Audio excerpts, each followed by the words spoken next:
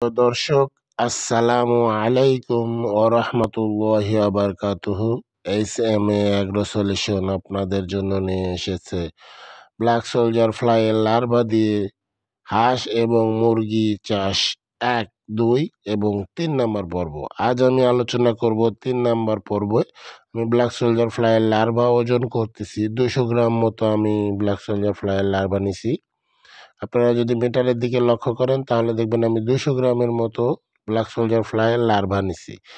এই লার্ভাটা আমি পরিষ্কার পানি দিয়ে ধুয়ে নেব। এবং ব্লিচিংয়ের পানিতে চুবিয়ে তারপরে আবার পরিষ্কার পানি দিয়ে ধুয়ে নেব। দেখেন আমি ব্লিচিংয়ের সঙ্গে পানি মিক্সার করে দিছি। এই ব্লিচিংটা অনেক দিন আগের, এই জন্য একটু দলা হয়ে আছে। যাই হোক, আমি এখন এই মশারির মধ্যে নিয়ে পরিষ্কার সাদা পানি দিয়ে ধুয়ে নেব। ধুয়ে নেওয়ার পরে আমি আবার ব্লিচিং পাউডার দিয়ে চুবাবো, যাতে এতে কোনো জীবাণু না থাকে। মানে এটা তো জীবাণুর মধ্যেই থাকে, ময়লা আবর্জনা খাইতে দেওয়া হয়, তো পচা জিনিসের খাইতে দেওয়ার ফলে এটা কিন্তু নোংরা থাকে। আর এই নোংরা শুদ্ধ খাওয়ালে একটা জিনিস হবে, একদিন হোক না হোক, 2 দিন না হোক, 3 দিনের দিন হয়তো বা ফুড পয়জনিং হয়ে যেতে পারে। তো এটা পরিষ্কার করে খাওয়ানোটাই বেটার হবে। আপনারাও যারা খাওয়াবেন পরিষ্কার করে খাওয়াবেন আমার মতো করে। এরকম পরিষ্কার করে তারপরে হালকা ব্লিচিং পানিতে এভাবে চুবাই নেবেন। ডাইরেক্ট কেউ খাওয়াবেন না। আমি বলবো আপনাদেরকে একটা কথা, যে হাউস থেকে উঠায় সরাসরি খাওয়াবেন না। ব্লিচিং পাউডার দিয়ে ধোয়ার পরে আমি আবার পরিষ্কার সাদা পানি দিয়ে ধুয়ে নিচ্ছি, যাতে গায়ে ব্লিচিং লেগে না থাকে। মানে এক কথায় যাতে পরিষ্কার হয়ে যায়, ব্লিচিংয়ের কোনো গন্ধ যেন এর সঙ্গে না থাকে। ব্লিচিংয়ের গন্ধ থাকলে হয়তো বা, আমি মনে করি আর কি, এটা কোনো পরীক্ষামূলকভাবে প্রমাণিত না। আমি মনে করি যে একটা গন্ধ থাকলে, যেমন ধরুন আমরা ওষুধের মধ্যে পানিতে যদি, যেমন ব্রয়লারকে যখন পানি খাওয়াইছি, পানিতে যদি আয়রনের মাত্রা বেশি থাকে তো ব্লিচিং পানি দিয়ে খাওয়াইছি, তো ব্লিচিং ১ গ্রাম ২ গ্রাম দিচ্ছি। যেহেতু এখানে অনেকখানি ব্লিচিংয়ের মধ্যে চুবাইছি আমি, এই কারণে ভালো করে ধুয়ে নিতে হবে যাতে ব্লিচিংয়ের মাত্রাটা কমে যায়। তো যাই হোক,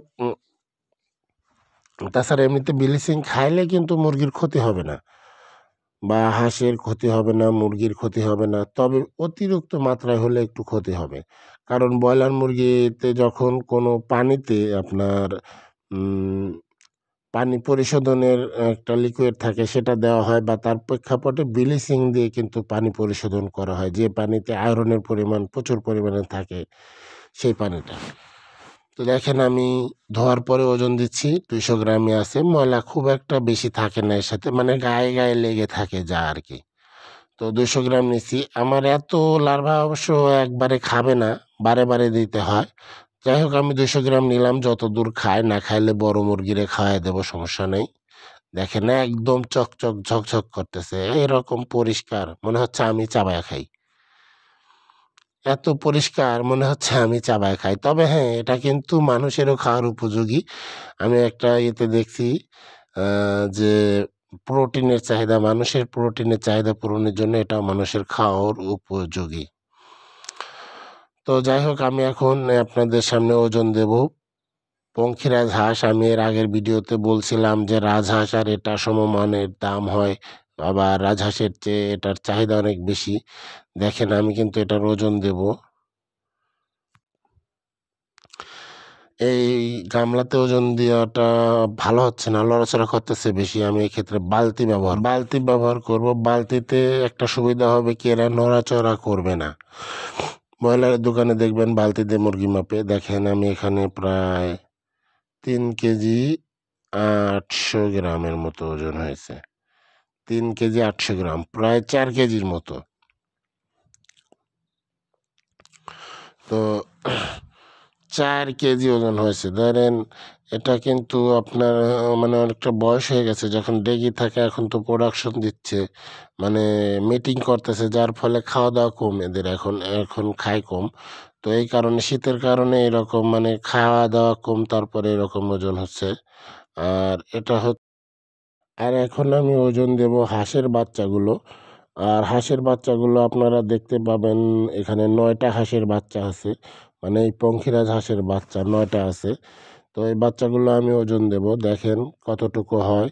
এর আগেও আমি কিন্তু মুরগির বাচ্চা ওজন দিছি, আপনারা চাইলে দেখে আসতে পারেন আমার ব্ল্যাক সোলজার ফ্লাইয়ের লার্ভায় দেশি মুরগি পালন পর্ব 1 এবং পর্ব 2 এভাবে দেখে আসতে পারেন। আমি আজকেও কিন্তু ওজন দেব। দেখেন এখানে হাঁসের বাচ্চাগুলোর ওজন আসতেছে 451 গ্রাম। তো 451 গ্রাম ওজন হয়েছে 9টা হাঁসের বাচ্চা, তার মানে পার পিস বাচ্চার ওজন আসছে 50 গ্রাম। তো পার পিস বাচ্চার ওজন 50 গ্রাম। আপনারা বিশেষভাবে এই কথাগুলো মনে রাখবেন, বিশেষ করে এই ওজনের বিষয়গুলো মনে রাখবেন যে 450 গ্রাম ব্ল্যাক সোলজার ফ্লাই লার্ভা খাওয়ানোর পরে এই 9টা বাচ্চার মধ্যে বাঁচবে কয়টা জানি না, দেখা যাক আল্লাহ কয়টা বাঁচায় রাখে। তো যে কয়টাই বাঁচুক আপনারা বুঝতে পারবেন যে 50 গ্রাম ছিল এর ওজন, এখন কতটুকু বৃদ্ধি পাচ্ছে এই খাবার খাওয়ানোর কারণে। এর আগে আমি যে মুরগির বাচ্চাগুলো ওজন দিছিলাম সেগুলা কিন্তু আমি এখন বলবো না। আপনারা কষ্ট করে আমার প্রথম পর্বের ভিডিওটা দেখে আসতে পারেন। আর এখন আমি ধরবো, আজকের জন্য ধরবো মুরগির বাচ্চাগুলো। মুরগির বাচ্চাগুলো ধরার পরে ওজন দেব, আবার আগের মতোই ওজন দেব, যে কতটুকু ওজন আসে। তবে এর আগে যে আমি মুরগির বাচ্চাটা ওজন দিছিলাম তখন আমার বাচ্চা ছিল 15টা। একটা বাচ্চা আপনার বিড়ালে খেয়ে ফেলছে, এখন বাচ্চা আছে তো সেই 14টা বাচ্চাই আমি ওজন দেব। ওজন দেওয়ার পরে আপনারা দেখতে পাবেন যে কতটুকু বৃদ্ধি পাইছে এই বাচ্চাগুলোর ওজন। ফিট খাইলে কি পরিমাণ বাড়তো আর এটা খাওয়ানোতে কি পরিমাণ বৃদ্ধি পাইছে। আসলে প্রথম অবস্থায় কতটুকু ছিল আর এই 3 দিন পরে এসে কতটুকু ওজন হলো। তো আশা করি আমার ভিডিওটা অনেক লম্বা হচ্ছে। আর যতই লম্বা হোক, সবুরে মেওয়া ফলে একটা কথা আছে, ধৈর্য ধারণ করেন, অনেক কিছু শিখতে পারবেন, বুঝতে পারবেন। আর যদি জীবনে কোনো উদ্যোগ নিতে চান, আমার মতন বোকামো আর করবেন না। আমি কিন্তু না বুঝে না শুনে জীবনে বহুত ধরা খাইছি। আপনারা সেরকম ধরা খাবেন না, যেটাই করেন বুঝে শুনে চিন্তা ভাবনা করে পরামর্শ অনুযায়ী কাজ করবেন। আমার পরামর্শ হোক বা অন্য আর কারো পরামর্শ হোক বা নিজের পরামর্শই হোক। দেখেন 430 গ্রাম, 430 গ্রাম, 14টা বাচ্চা, 14টা মুরগির বাচ্চার ওজন আসছে 430 গ্রাম। বুঝতে পারছেন, আগের ভিডিওতে অনেক কম আছে, আপনারা চাইলে দেখে আসতে পারেন এর গ্রোথটা কেমন হয়েছে। প্রথম পর্বের ভিডিওটা দেখবেন, প্রথম পর্বের ভিডিওতে আমি ওজন দিছিলাম, দ্বিতীয় পর্বে ওজন দেওয়ার সুযোগটা হয়নি। তো প্রথম পর্বের ভিডিওটা দেখে আসতে পারেন, না দ্বিতীয় পর্বেও দিয়েছিলাম। তো যাই হোক, প্রথম পর্ব এবং দ্বিতীয় পর্বটা অবশ্যই দেখবেন, তাহলে বুঝতে পারবেন যে কতটুকু বৃদ্ধি পাইল। আসলে দেখেন আমি এখানে ওজন দিয়ে দিছি, ওজন দেওয়ার পরে আমি এখন এদের খাদ্য দিব।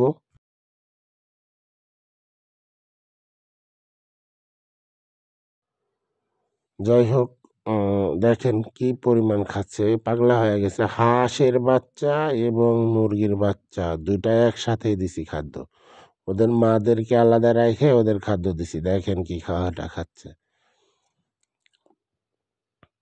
আসলে ওদের মাদেরকে দিলে ওরা মারাই তো বেশি খেয়ে ফেলে, ওরা খাওয়ার পায় না, মানে লাগে অনেক। কারণ আমার এখন উৎপাদন কম, তো দিয়ে খাওয়াবো, ওদের খাওয়ানোর দরকার নাই, ওর বাচ্চাদের খাওয়াবো। আমি এক্সপেরিমেন্ট করবো ওদের বাচ্চার উপর। এরা বাইরের থেকে খুব ডাকাডাকি করতেছে, যার ফলে এরা একটু মানে ওইদিকে খাওয়ার দিকে অমনোযোগী হয়ে যাচ্ছে। তারপরেও খাচ্ছে, খাওয়ার দিকে অমনোযোগী হয়ে যাচ্ছে, মানে বাইরের থেকে মা ডাকছে, এই জন্য বাচ্চাগুলো খাওয়ায় অমনোযোগী হয়ে যাচ্ছে মাঝে মধ্যে। দেখেন কি পরিমাণ খাওয়াটা খাচ্ছে। প্রথম অবস্থায় দিয়েছিলাম না তো এই পরিমাণ কিন্তু খাইতো না, আর তখন তো ছোট ছিল। এখন দেখেন পাখাগুলো বড় বড় হয়ে গেছে, এগুলো মানে অনেকটাই অ্যাডাল্ট হয়ে গেছে, এখন পর্যাপ্ত খাওয়া খায়। হাঁসের বাচ্চাও খাচ্ছে, মুরগির বাচ্চাও খাচ্ছে, মানে মুরগির বাচ্চার চাইতে বয়সে 1 দিন ছোট হাঁসের বাচ্চা।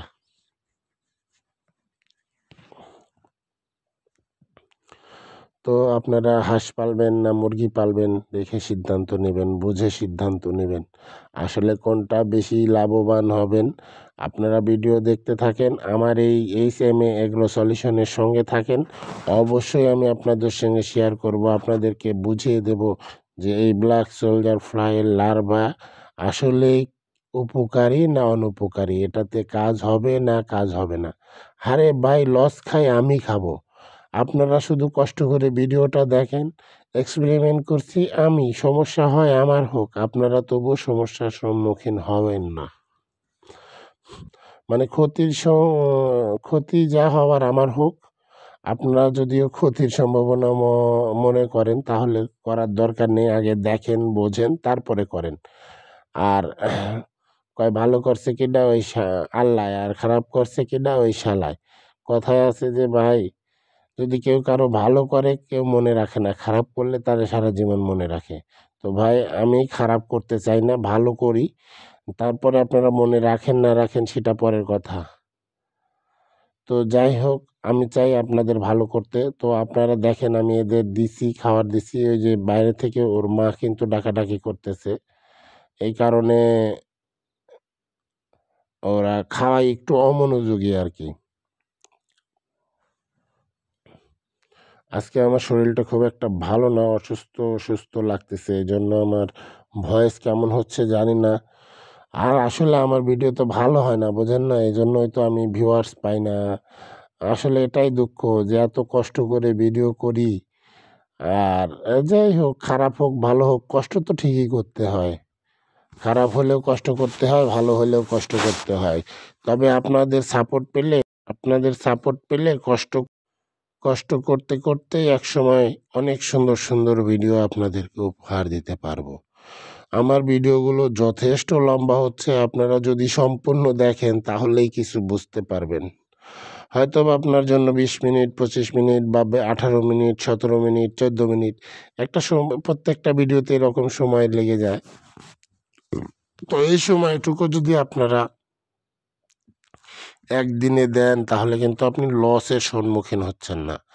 আপনি দেখতে পাচ্ছেন, আমার মাধ্যমে দেখে যাচ্ছেন, দেখে বুঝে শুনে তারপরে সিদ্ধান্ত নেবেন। আর আগের এতে ব্ল্যাক সোলজারের অনেক দিন ধরে ব্ল্যাক সোলজার আসলে কীরকম হচ্ছে আমার না হচ্ছে এই বিষয়গুলোর উপরে কিন্তু আমি কোনো আপডেট দিচ্ছি না। তো আপনারা কেউ কমেন্টও করছেন না। আসলে আমার ভিউয়ার্সই বা কয়জনই বা দেখে আমার এই ভিডিওগুলো। আর যে কয়জন দেখে তার মধ্যে আমার কিছু শুভাকাঙ্ক্ষী ভাই আছে। তার মধ্যে একজন হচ্ছে সুলতান মাহমুদ ভাই।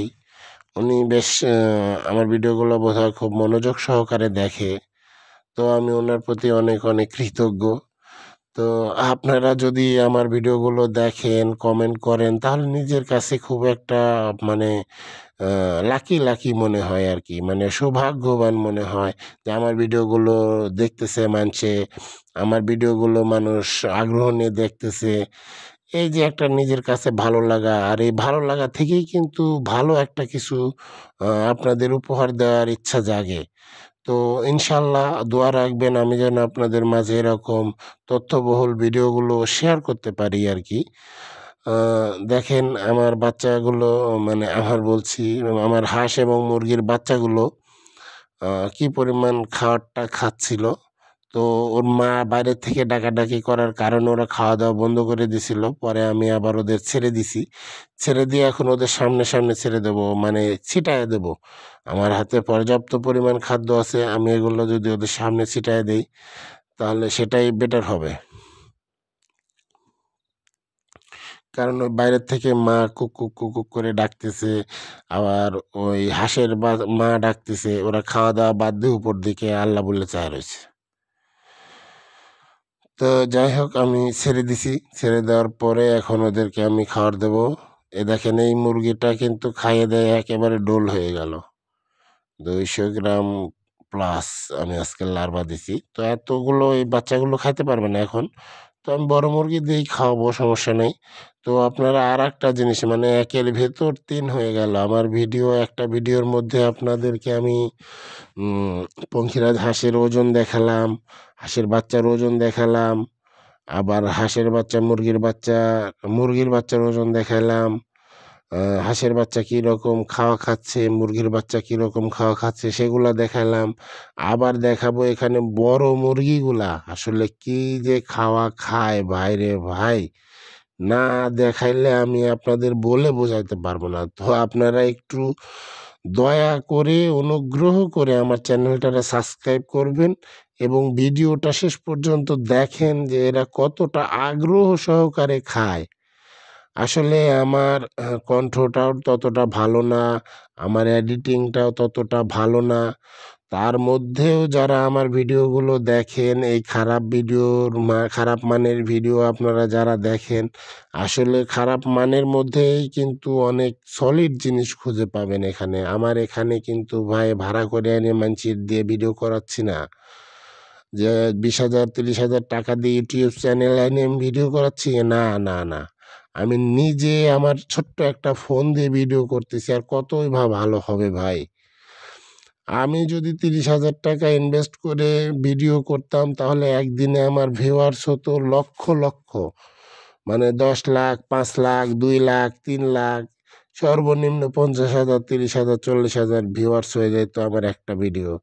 এবং দেখা যাচ্ছে যে ২-১ মাসের মধ্যে আমি ভাইরাল হয়ে যাইতাম, ভাইরাল একটা পারসন হয়ে যাইতাম।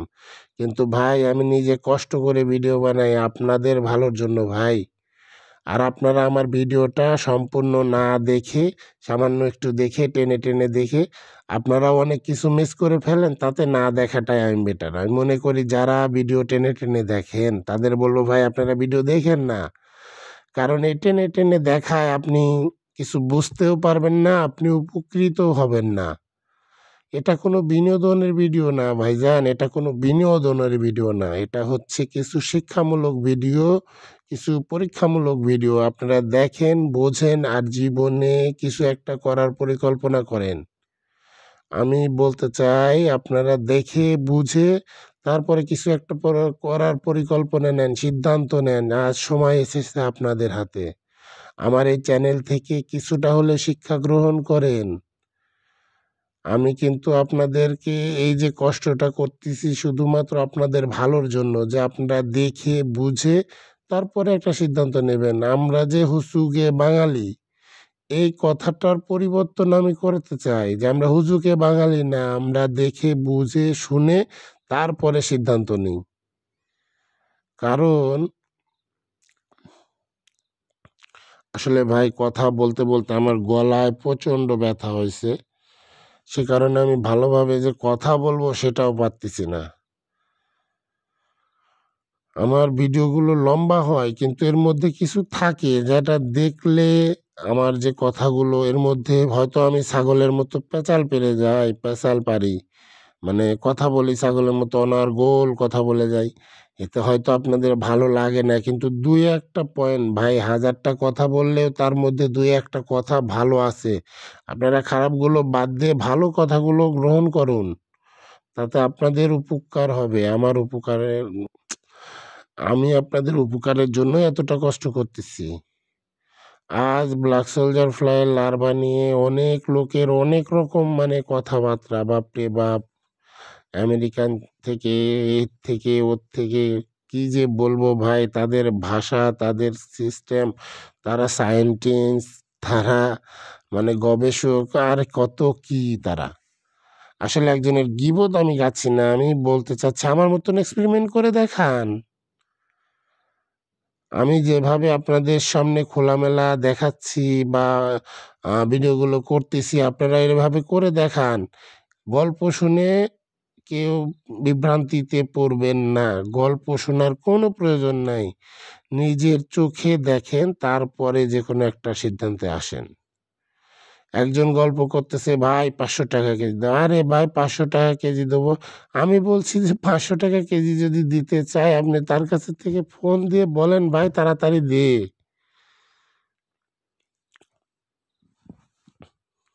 আসলে ভাই ঘটনা হচ্ছে যে মানুষ যে ১ম এ আমি ভাবছিলাম যে আসলে এই লার্ভাগুলো আ উৎপাদন করে আমি ৳২০০ কেজি বিক্রি করব। আসলে সম্ভব না ভাই।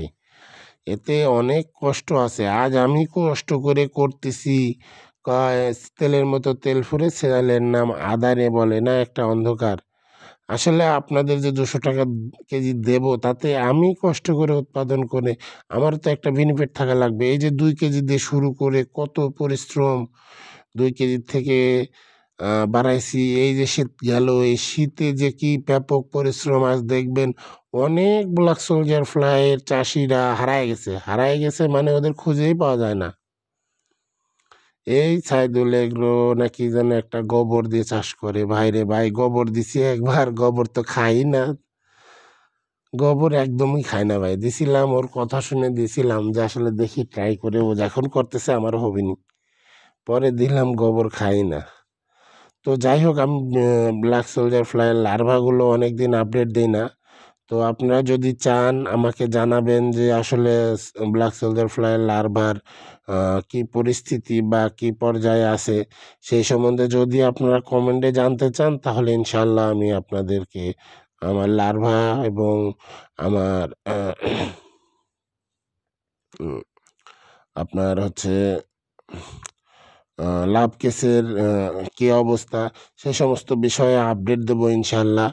আর আমি লার্ভারে কি খাওয়াচ্ছি না খাওয়াচ্ছি এই বিষয়ে আমি আপডেট দেব ইনশাল্লাহ। দোয়া করবেন আমার জন্য। ভাই একটু অসুস্থ আছি, আপনারা সবাই আমার জন্য দোয়া করেন।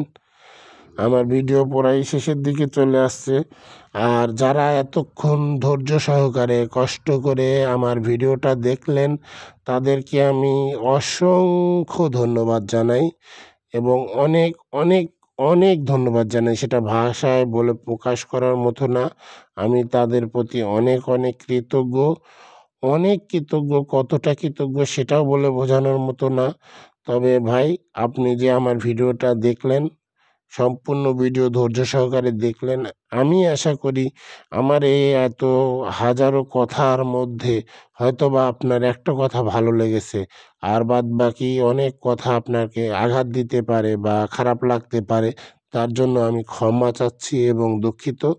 আর যে কথাটা ভালো লাগছে তার জন্য আ আমিও আপনার কাছে অনেক, অনেক কৃতজ্ঞ। আমার এই ভিডিওটা শেষ পর্যন্ত দেখার জন্য।